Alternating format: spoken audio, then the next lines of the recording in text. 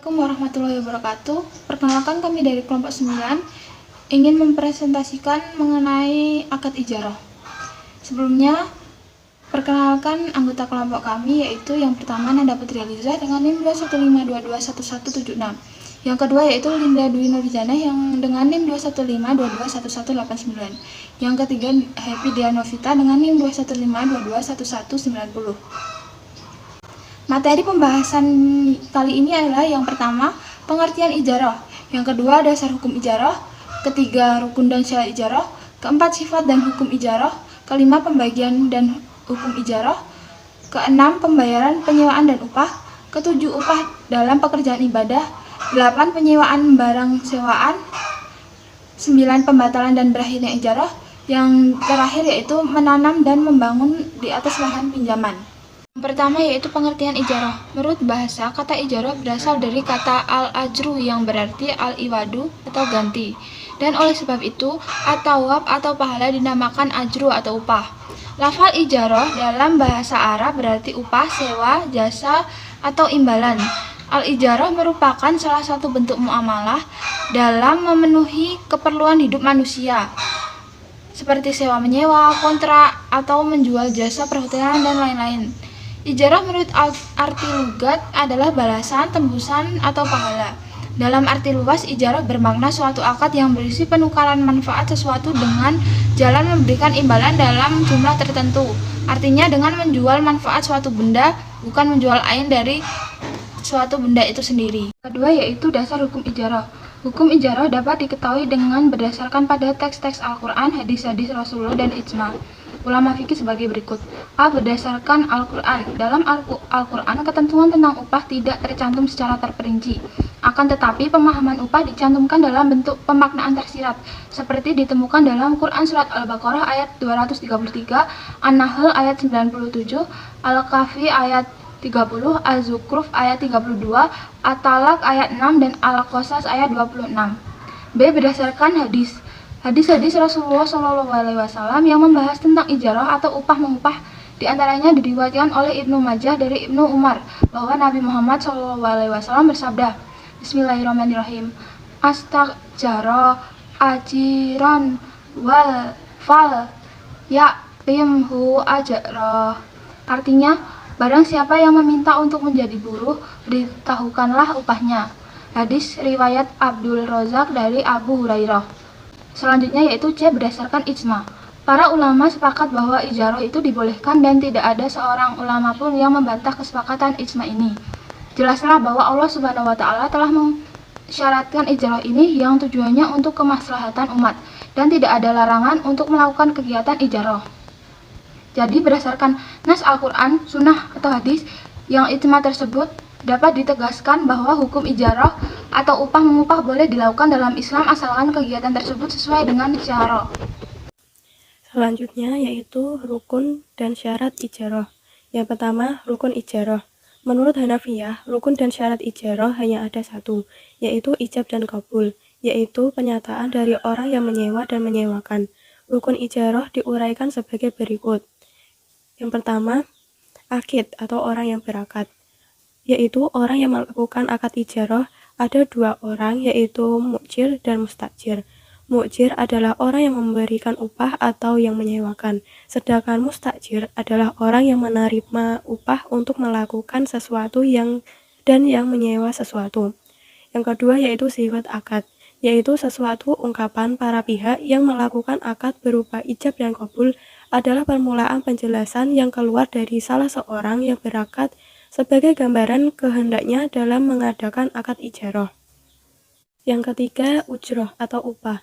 Ujroh yaitu sesuatu yang diberikan kepada mustajir atas jasa yang telah diberikan atau diambil manfaatnya oleh mu'jir. Yang keempat, manfaat. Di antara cara untuk mengetahui ma'qud alaih atau barang adalah dengan menjelaskan manfaatnya, pembatasan waktu, atau menjelaskan jenis pekerjaan jika ijarah atas pekerjaan atau jasa seseorang. Kemudian syarat ijarah. Menurut Muhammad Ali Hasan, syarat-syarat ijarah yaitu 1. Syarat bagi kedua orang yang berakad adalah telah balik dan berakal menurut mazhab Syafi'i dan Hambali. 2. Kedua belah pihak yang melakukan akad menyatakan kerelaannya untuk melakukan akad ijarah itu. 3.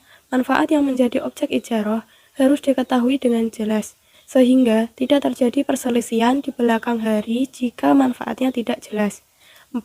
Objek ijarah itu dapat diserahkan dan dipergunakan secara langsung dan tidak ada cacatnya. 5. Objek ijarah itu sesuatu yang dihalalkan oleh syara. Yang selanjutnya yaitu D. Sifat dan hukum ijarah. 1. Sifat ijarah. Ulama Hanafiyah berpendirian bahwa akad al-ijarah itu bersifat mengikat, tetapi boleh dibatalkan secara sepihak apabila terdapat uzur dari salah satu pihak yang berakad, seperti salah satu pihak wafat atau kehilangan kecakapan bertindak hukum. 2. Hukum ijarah. A. Hukum ijarah atas manfaat atau sewa-menyewa. Akad sewa-menyewa dibolehkan atas manfaat yang mubah seperti rumah untuk tempat tinggal, toko, dan kios untuk tempat berdagang. Adapun manfaat yang diharamkan maka tidak boleh disewakan karena barangnya diharamkan. Dengan demikian tidak boleh mengambil imbalan untuk manfaat yang diharamkan ini seperti bangkai dan darah. B. Hukum ijarah atas pekerjaan atau upah mengupah. Ijarah atas pekerjaan atau upah mengupah adalah suatu akad ijarah untuk melakukan suatu perbuatan tertentu. Misalnya membangun rumah, menjahit pakaian, mengangkut barang ke tempat tertentu. Orang yang melakukan pekerjaan disebut ajir atau tenaga kerja. E. Pembagian dan hukum ijarah. 1. Hukum sewa-menyewa. Dibolehkan ijarah atas barang mubah seperti rumah, kamar, dan lain-lain, tetapi dilarang ijarah terhadap benda-benda yang diharamkan. 2. Hukum upah mengupah. Upah mengupah atau ijarah ala al-amal, yakni jual beli jasa ijarah ala al-akmal terbagi menjadi dua, yaitu A. Ijarah khusus, yaitu ijarah yang dilakukan oleh seorang pekerja. Hukumnya orang yang bekerja tidak boleh bekerja selain dengan orang yang telah memberinya upah. B. Ijarah musyatarik, yaitu dilakukan secara bersama-sama atau melalui kerjasama. Hukumnya dibolehkan bekerjasama dengan orang lain. Selanjutnya, pembayaran penyewaan dan upah.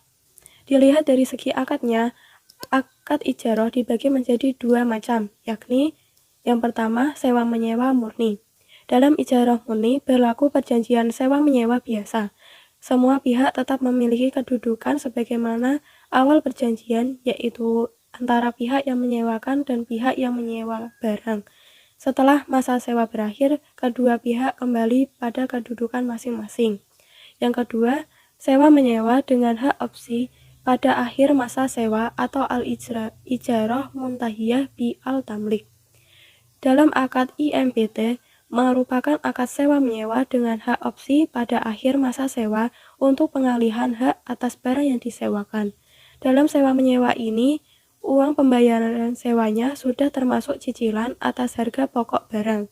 Pihak yang menyewakan berjanji kepada penyewa untuk memindahkan kepemilikan objek setelah masa sewa berakhir. Janji tersebut harus dinyatakan dalam akad IMPT. Ijarah atas pekerjaan atau upah mengupah adalah suatu akad ijarah untuk melakukan suatu perbuatan tertentu. Misalnya membangun rumah, orang yang melakukan pekerjaan disebut ajir atau tenaga kerja. Ajir atau tenaga kerja ada dua macam, yaitu yang pertama ajir khusus, yaitu orang yang bekerja pada suatu orang untuk masa tertentu. Dalam hal ini, ia tidak boleh bekerja untuk orang lain selain orang yang telah mempekerjakannya. Contohnya, seseorang yang bekerja sebagai pembantu rumah tangga pada orang tertentu. Ajir mustara, yaitu orang yang bekerja untuk lebih dari satu orang sehingga mereka bersekutu di dalam memanfaatkan tenaganya. Contohnya tukang jahit, notaris, dan pengacara. Hukumnya adalah ia boleh bekerja untuk semua orang, dan orang yang menyewa tenaganya tidak boleh melarangnya bekerja kepada orang lain. Ia tidak berhak atas upah kecuali ia bekerja. G. Upah dalam pekerjaan ibadah. Para ulama berbeda sudut pandang dalam hal upaya atau imbalan terhadap pekerjaan-pekerjaan yang sifatnya ibadah atau perwujudan ketaatan kepada Allah. Mazhab Hanafi berpendapat bahwa al-ijarah dalam perbuatan ibadah atau ketaatan kepada Allah seperti menyewa orang lain untuk sholat, puasa, haji, atau membaca Al-Quran yang pahalanya dihadiahkan kepada orang tertentu seperti kepada arwah orang tua yang menyewa, menjadi muazin, menjadi imam, dan lain-lain yang sejenis. Haram hukumnya mengambil upah dari pekerjaan tersebut berdasarkan sabda Rasulullah Shallallahu Alaihi Wasallam yang artinya, jika kamu mengangkat seseorang menjadi muazin, maka janganlah kamu ambil atau kamu beri dari azan itu suatu upah. Menurut Sayyid Sabib, pekerjaan seperti itu batal menurut hukum Islam karena yang membaca Al-Quran bila bertujuan untuk memperoleh upah atau uang, maka baginya tak memperoleh pahala dari Allah sedikit pun. Persoalannya kemudian apa yang akan ia hadiahkan kepada si mayit. Menyewakan barang sewaan. Akad al-ijarah sendiri ada 4, yaitu 1. Ijarah asli, yaitu transaksi sewa-menyewa terhadap objek ijarah yang dilakukan tanpa ada perpindahan hak kepemilikan atas aset atau barang tersebut. 2. Ijarah muntahiyah bin tamlik, yaitu akad ijarah yang terjadi dengan adanya perjanjian atau wa'ad, perpindahan kepemilikan objek yang disewakan tersebut pada waktu tertentu. 2. Jual dan ijarah, yaitu akad ijarah di mana pemilik menjual barang yang disewakan, tetapi pemiliknya ini menyewa kembali barang tersebut kepada pemilik baru karena pemilik yang lama masih membutuhkan manfaat dari objek tersebut. 4. Ijarah lanjut, yaitu akad ijarah di mana penyewa diperbolehkan untuk menyewakan objek ijarah ke pihak lain atas persetujuan pemilik barang. Jadi menurut pandangan Islam, menyewakan barang sewaan kepada orang lain itu diperbolehkan, asalkan sudah terjadi kesepakatan di awal akad, yaitu menggunakan akad ijarah lanjut. Pembatalan atau berakhirnya ijarah. Ijarah akan menjadi fasak atau batal apabila terdapat hal-hal sebagai berikut. 1. Terjadi cacat pada barang sewaan. 2. Rusaknya barang yang disewa. 3. Masa sewanya telah habis. 4. Adanya uzur. Akad ijarah dapat berakhir karena hal-hal berikut ini. 1. Meninggalnya salah satu pihak yang melakukan akad. 2.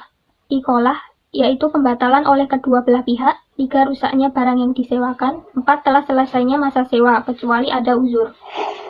Yang terakhir yaitu menanam dan membangun di atas lahan pinjaman. Dalam akad sewa-menyewa, tanah diperbolehkan apabila dijelaskan tujuan kegunaannya, dan masing-masing pihak yang terlibat di dalam akad tidak ada yang merasa dirugikan. Hal-hal yang perlu diperhatikan di dalam akad sewa-menyewa tanah yaitu tujuannya untuk apa tanah tersebut digunakan. Sebab, apabila tanah tersebut digunakan untuk lahan pertanian, maka harus dijelaskan jenis tanaman apa yang harus ditanam di lahan tersebut. Sebab jenis tanaman yang akan ditanam berpengaruh pada waktu sewa dan dengan demikian akan berpengaruh pula terhadap jumlah dari uang sewa yang akan diberikan. Apabila di dalam sewa-menyewa tidak dijelaskan secara jelas untuk apakah tanah tersebut digunakan nantinya, maka sewa-menyewa yang diadakan dinyatakan batal hukumnya atau fasid. Sebab kegunaan dari tanah sangat beragam dengan tidak adanya kejelasan penggunaan tanah itu di dalam perjanjian. Dikhawatirkan nantinya akan melahirkan persepsi yang berbeda-beda di antara pemilik tanah dengan penyewa tanah dan pada akhirnya akan menimbulkan persengketaan di antara kedua belah pihak yang terikat di dalam akad tersebut. Terima kasih. Demikian presentasi dari kami. Kurang lebihnya mohon maaf. Wassalamualaikum warahmatullahi wabarakatuh.